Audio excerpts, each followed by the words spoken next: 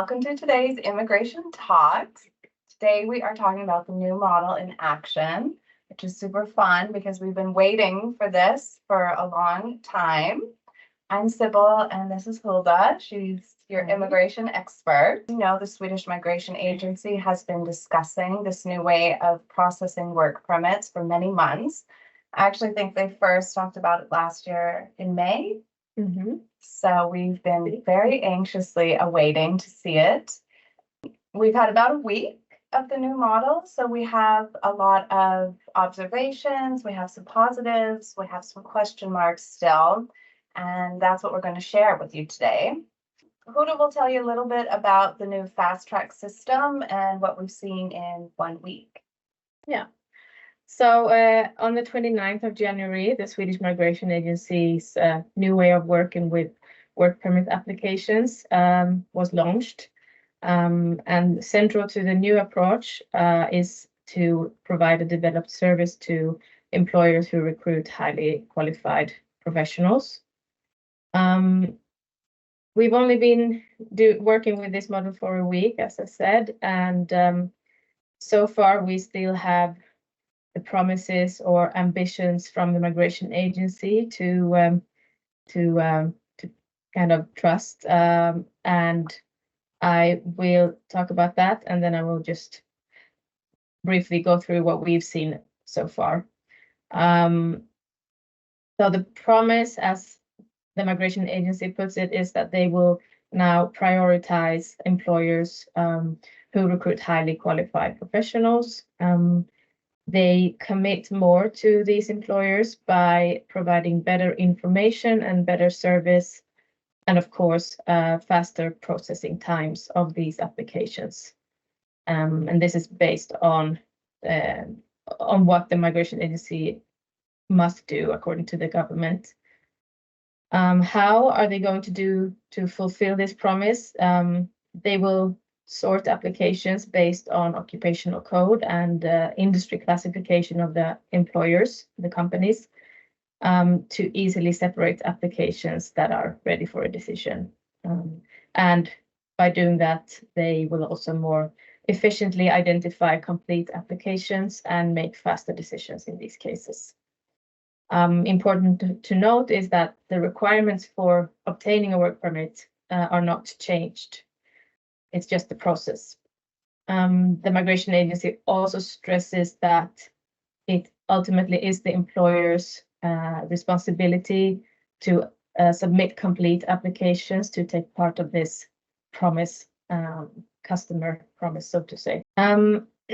So far, we've seen some indications of faster processing of applications for first-time work permits, at least, for highly qualified professionals, of course. No big changes to the e-application form yet. Some changes were already implemented before the model was up and running, and these are still there related to the classification code for the employers. And also we can see that the cases end up in more different units, work permit units at the Migration Agency, whilst previously in the certified process, the previous fast track, they only ended up in one unit or in one place at the Migration Agency. Yeah. Interesting. So it looks like they got all hands on deck. Yeah. So we're going to just show you briefly. This is the categories from the new model. We've gone into this many times before, so we're not really going to talk about it that much. But obviously category A is what replaced the fast track.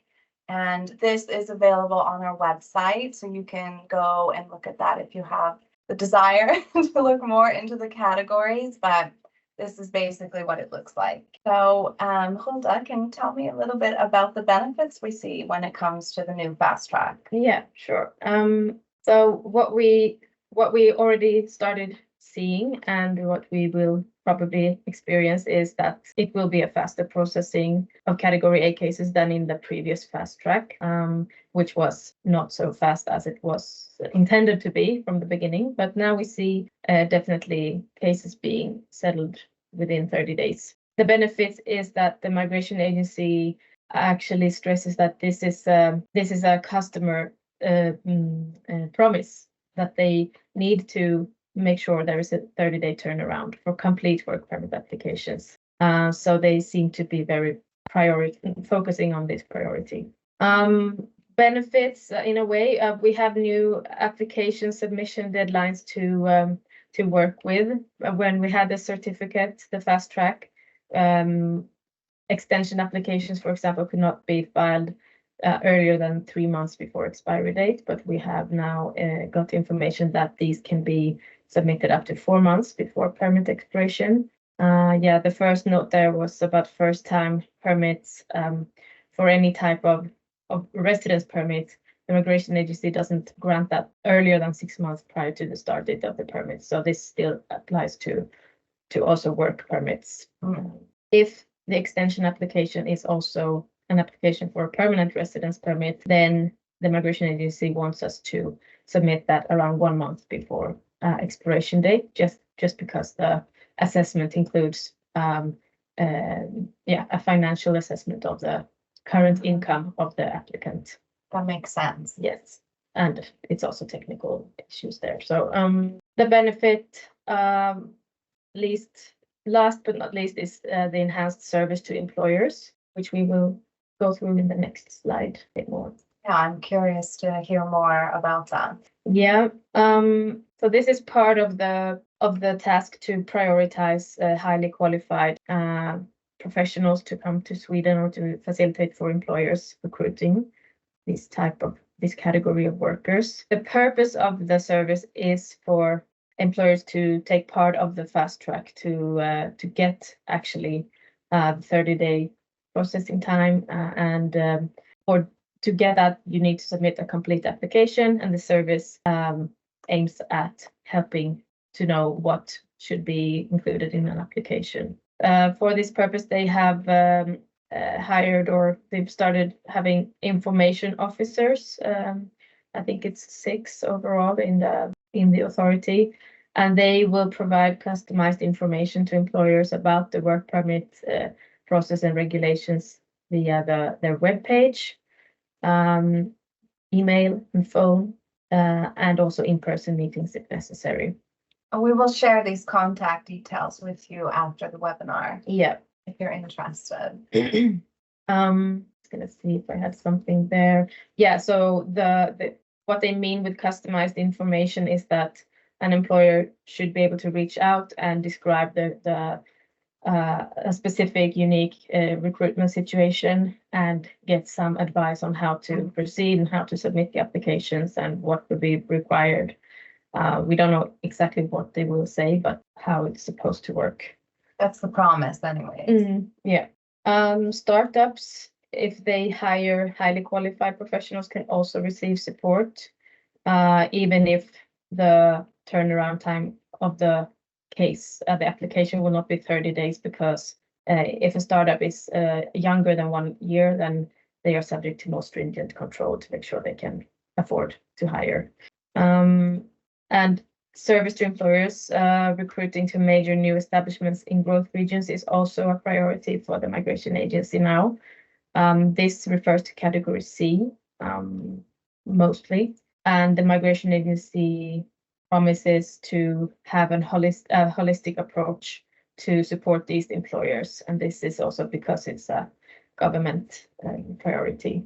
So what they will offer is like a close dialogue and collaboration with employers in these regions, also representatives for those employers, to try to find out a good way of applying for the work permits that are required, and so on. So interesting. Yeah. And what is important to know here is that the service that is offered by the Migration Agency is not after the application is submitted. It's before the application is submitted, and it's more on a general level than on a case-to-case basis, which was kind of clarified recently by the Migration Agency. So that's why it can be important to have an immigration provider like us who can offer consultancy and advisory, because we can actually take that on a case-by-case basis. Yeah, exactly. And we're happy to assist with consultations before an application is to be submitted, or during an ongoing permit, should this person apply for a change of the work permit or not. And also the whole purpose of what we do is to make sure the applications are complete, even before this model was implemented, to make sure you can get the 30-day processing time if the staff is highly qualified. Exactly. So I guess there are still some uncertainties remaining. Can you tell us a little bit about what we're still waiting for? Yeah, we see some risks and uncertainties. The first one is a risk of unharmonized or not uniform assessments, because cases for applications for work permit are now being assigned to several work permit case units previously to before compared to before. The background to this risk that we see is that the migration agency has a history of not always having uniform assessment of cases across work permit units or the same type of units. And this is a challenge and something that we are monitoring and following up also when we see different ways of assessing what looks like the same scenarios. And historically, these types of changes, like implementing a new structure of working, have resulted in a period of unharmonized assessments, and before it hopefully turns out a bit more uniform. Got it. Yeah. What is uncertain is whether additional requests in a case will impact the 30-day customer promise for category A cases. We have indications here that yes, probably, but still the migration agency needs to prioritize these the category A cases. So they will probably settle them as soon as possible after the 30-day mark. The migration agency also says or indicates that category D cases will not be prioritized, and that they already see a risk of exceeding the 4-month settlement time in these cases. Okay. Yeah. And so previously we had some questions about the categorization of applications. Can you explain in detail what we know now today? Yes, what we know now, 1 week into the new model, it can of course be changed, but what we know so far is that applications will not get like any category label upon submission, but we know that they are automatically categorized, at least based on the SSYK code and SNI code. So SSYK is the occupational code of the job position, and the SNI code is for the employer, the industry. Once registered and categorized, the applications will be screened by human, not automatic then, but human case officers to confirm the category and define if the application is complete or not. And the category will, as far as we know now, not be communicated by default by the migration agency. So it's still unclear when or if we will know what it is. Yes, for sure, like to have it confirmed by the migration agency. So they're not going to tell us when we submit a case, oh, this was category A, 30 days. We have to. Yeah. We know from experience. Exactly. So this is also where we can tell based on our experience what is required for an application to be able to assess the application. Then it's a complete application, not only comparing to the list of documents that the migration agency publishes on their website, but also to know how do they actually assess the cases. So based on this, we can usually predict what category an application will be. We hope that we can also help out in predicting the processing times somewhat. Yeah, exactly. This is our business. So this is what we do every day, is ensure applications are always correct and complete. So then our clients can focus on the more important stuff, like getting highly qualified talent. This is just a repetition of the categories. And so A, C, and D relate to work permits. And these are applied via a specific application form that are categorized based on the codes. Category B, they are probably also automatic, but we don't know this for sure. But we do use other application forms than for normal work permits Okay. for major parts of those type of permits. So that's about what we know Yeah. from now. Like we said, it's only been a week in, so Yeah. I'm sure we will see new things coming. But we're going to tell you a little bit about what else is happening in the immigration landscape now for 2024. So as a foundation for the migration agency's work, the government always gives each year appropriation directions. In Swedish, it's called regleringsbrev. These are the directions for the migration agency on like their priorities, their focus areas. According to the instructions for 2024, the migration agency must focus on these 5 areas amongst others, but these are the main: to increase the repatriation of people who no longer have permits, revoking residence permits that are no longer in use or that were maybe issued wrongly, strengthen the identity assessments in cases. I would guess it's overall different types of permits. Reduce the waiting time for expat Swedes with family members who are not Swedes but want to move together to Sweden, because these are now in the same queue as everyone else, and the government wants to separate those applications from others. We don't know how that will be done or when, but also there's a focus to continue to support the highly qualified business immigration, which is what we have been talking about today. This is the context of the migration agencies. Then there is a government investigation on changes to the work permit regulations. The changes that they are investigating aim at decreasing work permit immigration of low qualified occupations.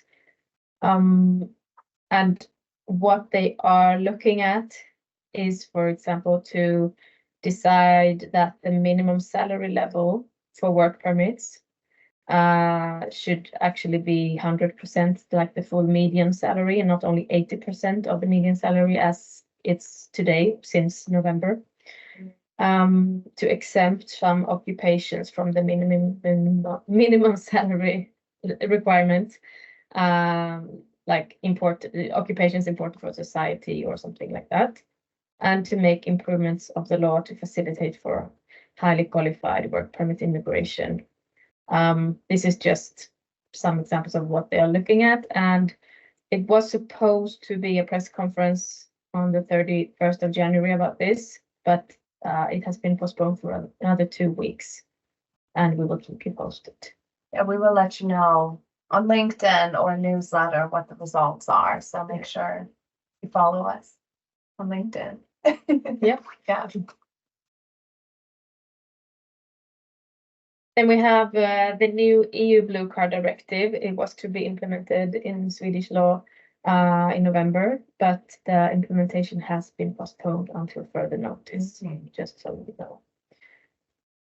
The ETIAS system, which is the European equivalent to the ESTA visa system for the US, has also been postponed until mid-2025. And good to know, if you hire someone with not very high salary, then the minimum salary level for work permits, they will be amended at some point during this year. Just going to explain. So this is the salary level to get a work permit approved, no matter if you work full-time or part-time. The current level is 27,360 Swedish crowns, I think. And it's based on the latest median salary that the Statistics Sweden Authority, SCB, has published. And they published that one in September 2023 based on salary statistics from 2022.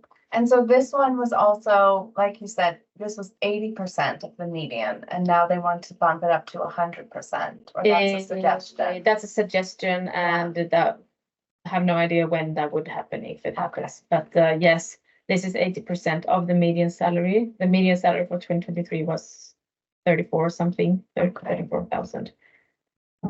So when the Statistics Sweden Authority published the median salary for 2023, the application submitted after that date will be subject to the higher minimum salary level. based on that figure instead. So 80% of that figure. Got it. No. No, I'm clear. Okay, Thanks. We also have higher normal amounts starting from 1st of January 2024. And this is relevant for example, PR applicants, people applying for permanent residence permit who need to show that they can support themselves, or work permit holders or other people living in Sweden who need to show that they can support their family members who apply for permits to accompany them. And the normal amount is an amount that is what is considered as the general cost of living. It's the minimum what you need to be able to live. have a decent life. Yeah. And that's published by the Kronofogdemyndigheten, the Swedish Enforcement Authority. They publish these each year, and they have raised it from previous year from 5,700 for a single adult to 6,000, just as an example. Okay. Meaning that a single applicant applying for PR needs to have an income that covers the actual costs of the housing costs and this normal amount. Good to know. Yeah, could be relevant if a work permit holder has many family members who need to be able to support all of them. Yeah. But otherwise, if you have a salary above 30,000 and you're single, then this is not a big issue. Last news is that the Ukrainian citizens who are here on temporary protection directive permit, they have an application window to extend their permits. Maybe you want to talk a bit more about this. We have published a new an article about it, right? We wrote about it on LinkedIn, I think yesterday. So basically they have also extended it, I think, for one more year, but it will be the last time that they can extend it. And that's just because of the nature of this type of permit. But the government was already investigating what else they could do. Yeah, is my understanding. Yeah, that's correct. So 4th of March is the last day to extend the application who hold this type of permit. Good to know. Yeah. Hope you enjoyed our 3rd session of immigration talks. We will see when the next one will be. I guess we will go a couple of months now and see how the new model is working. And when we have more information about how things are going, what's working, what is not working, then we will plan another webinar. Just a reminder, you can follow us on LinkedIn. So updates are shared there, usually instantaneously, but we also send newsletters out. You can sign up for the newsletter list on our website. Thank you so much. Thank you. Thank you for listening.